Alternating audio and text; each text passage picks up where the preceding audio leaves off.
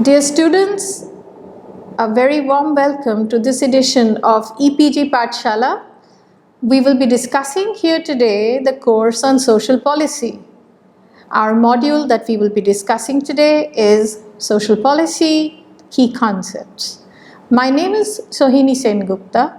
I am an assistant professor in the School of Social Work at the Tata Institute of Social Sciences in Mumbai, and I will be discussing with you this module on this very important course, Social Policy. So stay with me and let's embark on the journey. The objective of this module is essentially to enable you to understand key concepts in social policy. We will also provide you with some definitions of these concepts. We will introduce you to the broader goals in social policy, and we will be discussing in brief some methods that are used for meeting social needs in the context of social policy. Let's start at the beginning. What do we mean by social policy, or what is social policy? Social policy may be defined as the action that is usually taken by governments or private sector, informal organizations, members of the community or family members to ensure that all members of the society are able to attain a basic minimum need, so that they're able to attain a basic standard of living and that they have access to opportunities with which they can improve their lives. Essentially, it's about ensuring that a certain standard of well-being is maintained in a society. Social policy also means the organization of welfare activities which are required to meet the needs of individuals and groups. It also means the ability and the methods to recognize the various social problems and needs that members of a group or individuals in a society may have, and the different ways in which we can solve these problems.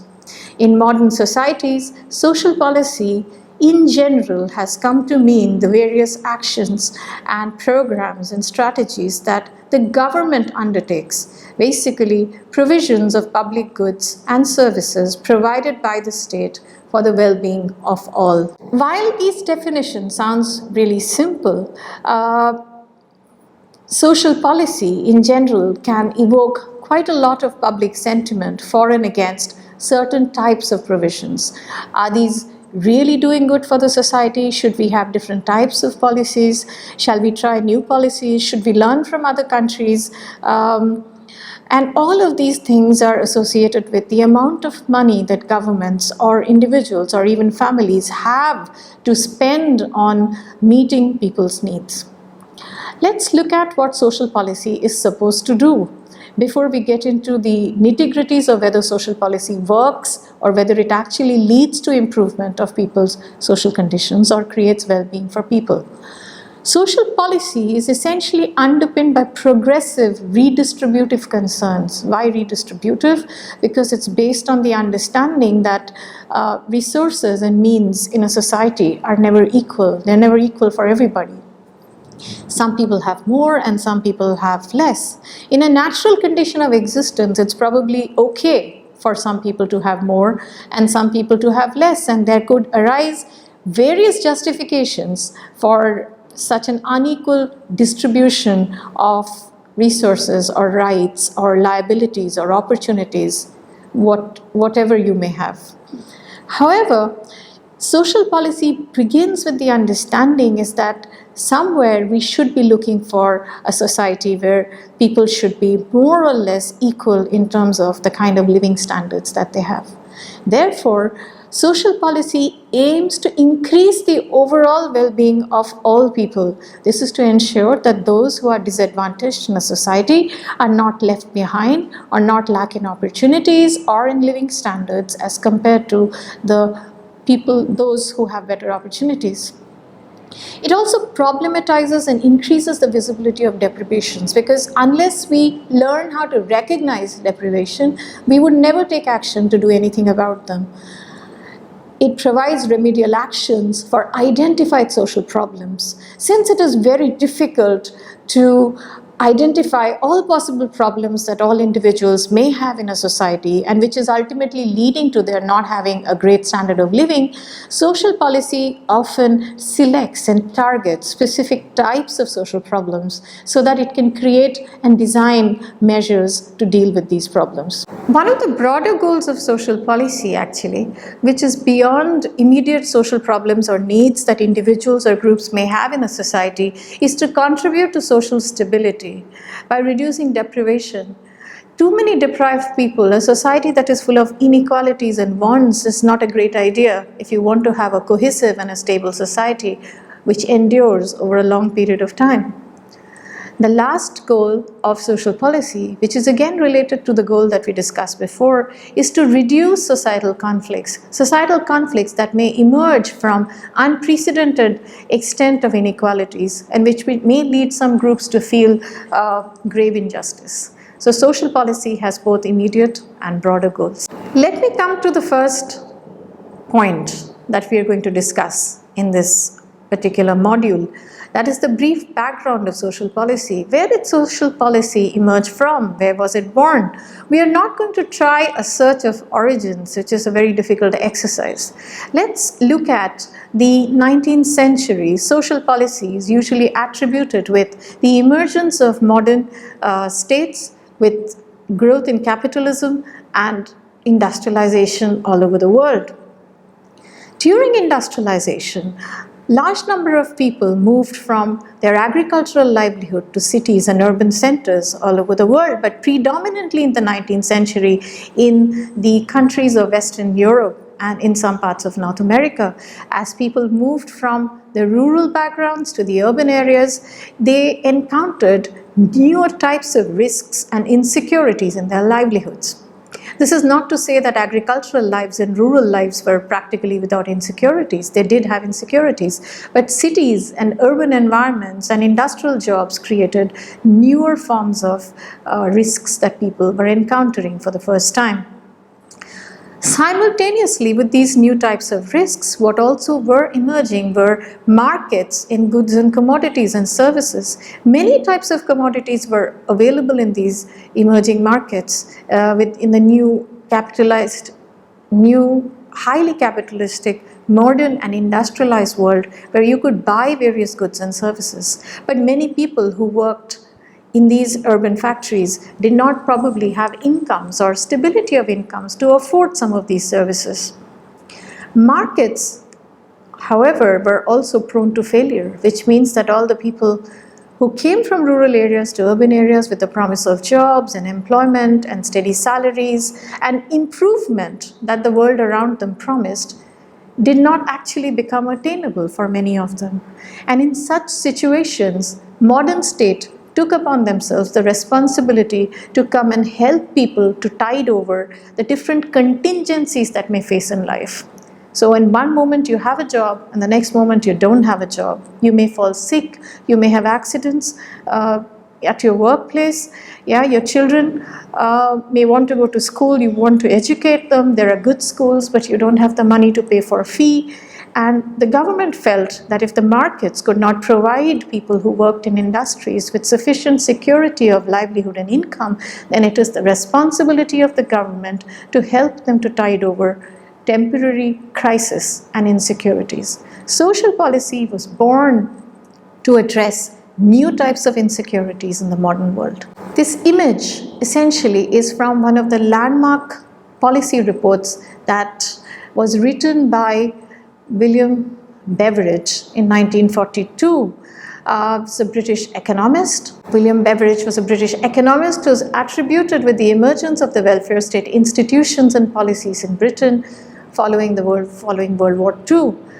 The image that you see in the previous slide describes 5 giant wants as Beveridge described them. Incidentally, Beveridge was born in India. Yeah, he was the son of British civil servants in colonial India. When he went back to the United Kingdom early in the 20th century, he became an economist and an advisor to the British government. And he thought that there were 5 giant wants. And the first one was want, the second one ignorance, the third He thought was disease, the fourth squalor, and the fifth was idleness. And he felt that welfare policies were required, welfare institutions were required to deal with all of them. But the main thing was to deal with the first one, which was the biggest and the most horrible giant of all, and that was want. Want that we know, perhaps we better understand it with the term poverty or deprivation.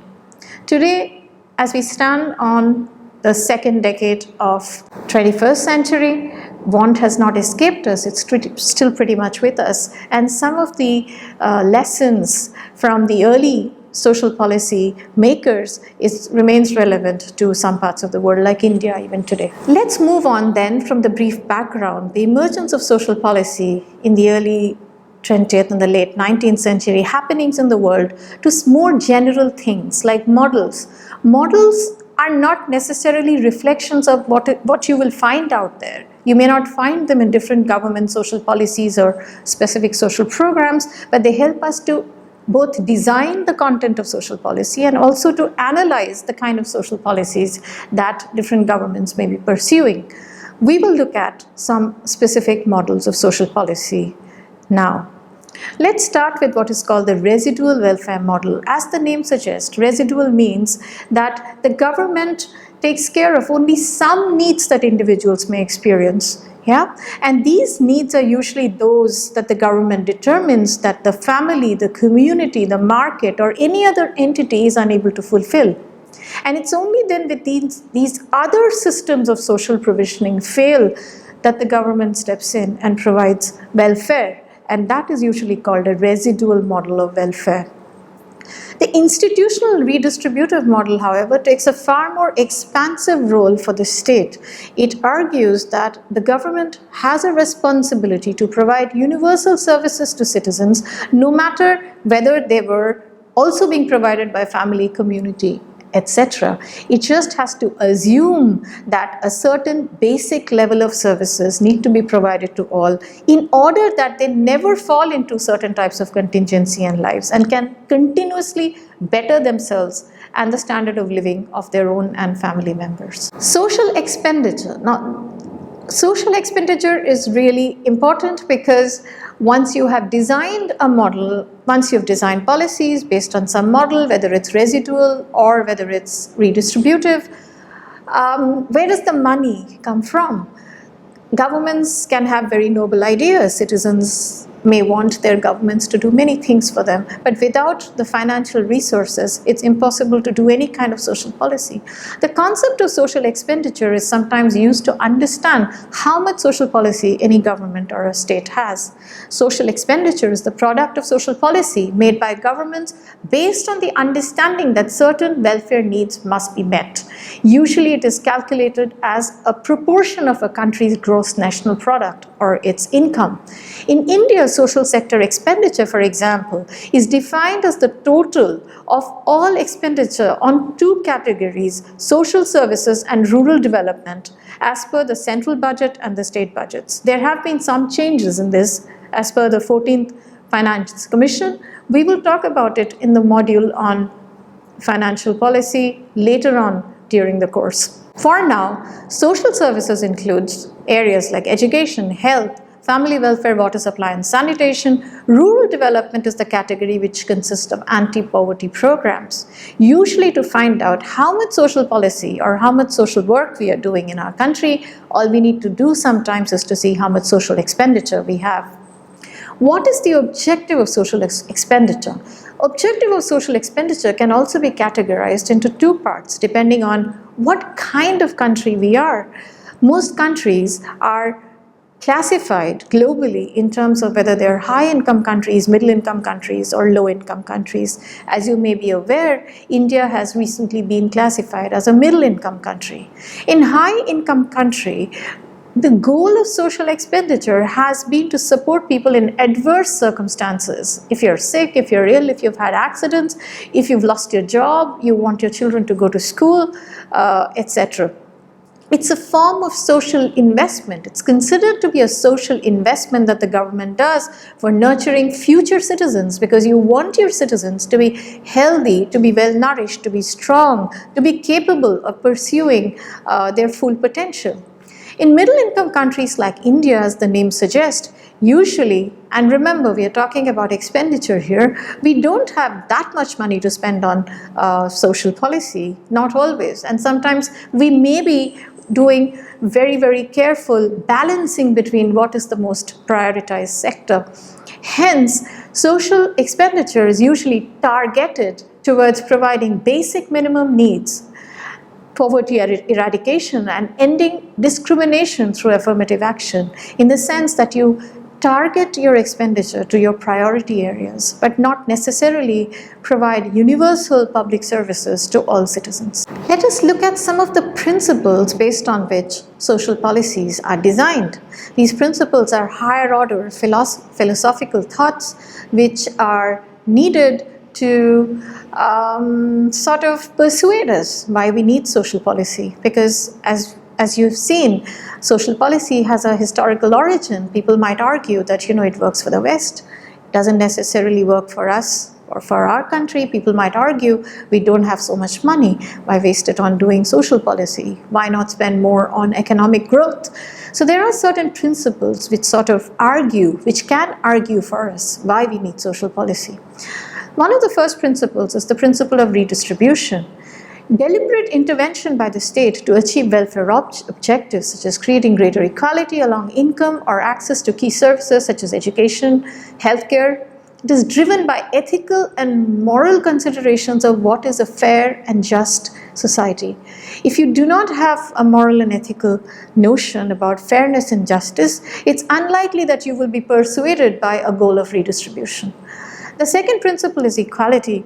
Equality is the recognition that inequalities of income, class, race, ethnicity, gender, etc. can create a great deal of social disadvantage for particular individuals and groups. So no matter how well endowed you are or how meritorious you are, no one will ever get to know about it, because you will always fall behind in comparison to your peers or other citizens. Equality, therefore, is a key principle in social policy, because you do social policy to create more equality. But equality principle is often merged in debates about equality of what. And when we do a future module on redistribution and justice, you will learn more about this whole debate about equality of what. When we want to make equality, on what grounds do we judge that something or someone or some resources are equal or not? The third principle is the principle of rights.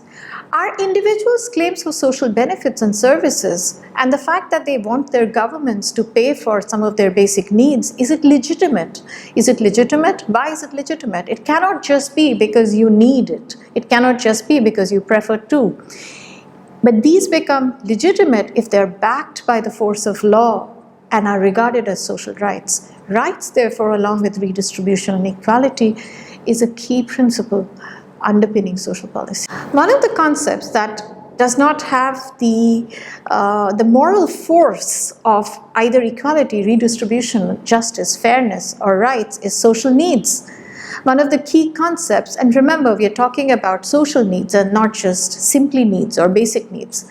One of the key concepts underlying social policy, social needs, since for the provision of welfare services, we must begin with a recognition of needs and the organization of the society to meet these needs. Recognition of needs is much more complex than what it sounds, because on one hand we all know what we need. When we don't have food, we do feel hungry. When you don't have water, we feel thirsty. But what about something as abstract as healthcare? We might be sick, but we might need to work, so we go on working, and we may not seek healthcare. So do we know whether we need healthcare? So need, therefore, is complex. Therefore, recognition of need becomes a complex exercise in the context of social policy. Bradshaw classified social needs into 4 different types, which is useful for us to sort of differentiate between how do you discover which types of needs are relevant for social policy. Normative needs. Normative needs are usually identified by experts.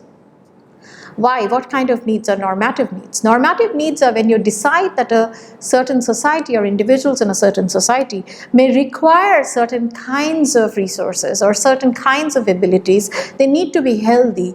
They need to grow up to a certain height. The children under the age of 5 need to weigh a certain amount of kilograms. We decide on all that. So experts decide what is good for society and therefore define needs, and hence these become normative needs. So no matter what individuals want, what they know or what they like, what they dislike, these needs remain. Felt needs are needs that we are personally aware of. We are aware of these kinds of needs. We know if we are hungry, we are feeling hot, we are uncomfortable, we are angry. These are all different kinds of self-aware needs.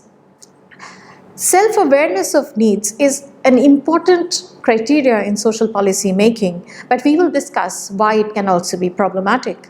What are expressed needs? Expressed needs are when people who are aware about the kind of needs that they have convert this into action, which means that they feel something, but they want the states to do something about it. That is a conversion of needs into action. Comparative needs are needs that evolve out of comparison. Say, for example, you live in a community in a rural area where everybody is equally poor. Everyone lives in homes made of mud and their roofs are made of thatch. People are happy and contented and they lead a good life. Then some people go to cities, earn a lot of money, start building 2-story concrete houses. They have a satellite dish on top and they have television, and you start comparing yourself with your neighbors, and all of a sudden you're not that happy anymore. You feel that you need better jobs, you need better incomes. If you can't do it yourself, you can educate your children, and all of a sudden you have an expansion, an explosion of needs, and this is called a comparative need. Usually in social policy making, a combination of understanding of all of these needs are necessary to devise the right kind of social policy. Let's look at now at a new concept, the concept of welfare state. What is a welfare state? We have an entire module on welfare state theory, so I will not get into details about it. I will only introduce the concept of a welfare state. It is a concept of government in which the state plays a key role in protecting and promoting the economic and social well-being of citizens. You may ask, how is it different from any government? Because all governments are actually geared towards creating social and economic well-being of citizens. However, welfare states are very strong on social policies. They invest a lot of money in social policies. They use principles of equality, redistribution, rights, as we have discussed before. Here, welfare states imply that there is public responsibility for people who are unable to obtain the minimum provision of good life, and usually this public responsibility is guaranteed by law and factors in the budgets. So welfare states have very strong social policies, and they play a key role in promoting people's economic and social well-being through the instruments of social policy. What does a welfare state actually do? One of the principal activities, or the principal roles of the welfare state, is to modify the effects of market. If you remember, we mentioned the emergence of social policy at a tumultuous time when the world was industrializing and we were all getting ready to live in cities. In an ideal typical welfare state, the play of market forces is modified in 3 directions by a welfare state. The welfare state guarantees a minimum income irrespective of the market value of people's work or property, which essentially means that tomorrow if you're jobless or the market decides the skills that you have are of no value to anybody, you should not starve. You should not have to withdraw your children from school. The state will provide you with a minimum income. It narrows insecurity for citizens by enabling them to meet social contingency, which would otherwise lead to crisis. What kind of crisis? You could get indebted, you could sell your house, you could sell yourself, you could land up in all sorts of problems. You could get into bonded labor. These are the kind of contingencies that the government doesn't want you to do. The government wants you to lead a stable life irrespective of whether the market values your work or not. It ensures that all citizens have access to the best standards of certain agreed upon social services, which basically means that if a society decides that everyone needs to have a certain level of education, certain level of health, certain level of nutrition, that the government will guarantee that irrespective of whether you can hold your job in the market or whether the economy is creating jobs or not, these kinds of needs will never be compromised. And that is how a welfare state's main role is to modify the effects of market. Let us look at a more recent term. While welfare state and social policy are terms that have been with us for 100 years now, social protection is a relatively new concept. Social protection is a policy strategy that emerged from the effects of global recession, which led to millions of people becoming poorer all over the world. And this has happened in recent times. As we are all aware, capitalism goes into cycles of boom and bust. For a few decades, countries are doing very well, people are earning a lot of money and everybody's having a good time. And then comes a time when global capital flows elsewhere. Suddenly industries shut down, people don't have jobs, and there is recession. Social protection is a concept that emerged in the mid to late 20th century to address the newer effects of global recession. It refers to the prevention, management, and overcoming of situations that adversely affect people's well-being. It does not necessarily center the role of a government or the state in creating these preventive and promotive and managing of distressful situations for people. But it does recognize a need for there to be protective mechanisms. Traditional function of social protection has been to enable individuals to maintain their living standards when affected by shocks or crisis. In developing countries, however, social protection has emerged as a key instrument for tackling chronic poverty and vulnerability, which means certain people have been poor all their lives and they're likely to be so for generations. And how does social protection enable them to overcome this kind of an abysmal standard of living? The role of the state is increasingly controversial in the designing and provisioning of social policy, because many social protection proponents probably argue that as long as welfare needs are being met, why do we need the state? It can be provided by anybody. It's a general perception, however, that the state is a dominant institution that is responsible for provision of welfare services. And in the coming modules, we will discuss why state has such a central role. Welfare services, however, may also be funded through and provided by a variety of different actors, such as commercial sector, public, not-for-profit, as well as informal sectors. This is sometimes described as the mixed economy of welfare. Conclusion. So with this, we come to an end of this module on key definitions and concepts, introduction to social policy. What have we learned here? We have learned about the meaning and definition and broader goals of social policy. You've also been introduced to key concepts and principles in social policy, such as redistribution, equality, rights, social needs, welfare state, and social protection. You will learn about all these concepts in greater detail in the forthcoming modules. For now, I hope this is a sufficient introduction. I would encourage you to read some of the readings that have been listed as part of this course module. There are also a variety of internet resources freely available to look at. One of the places where you can go to look at some of the social policy ideas and definitions is United Nations poverty reduction websites, the UNDP website, the World Bank website, the Government of India's Ministry of Rural Development website, the Government of India's Ministry of Social Justice and Empowerment website. And thank you very much for your time, and I hope you found the module interesting.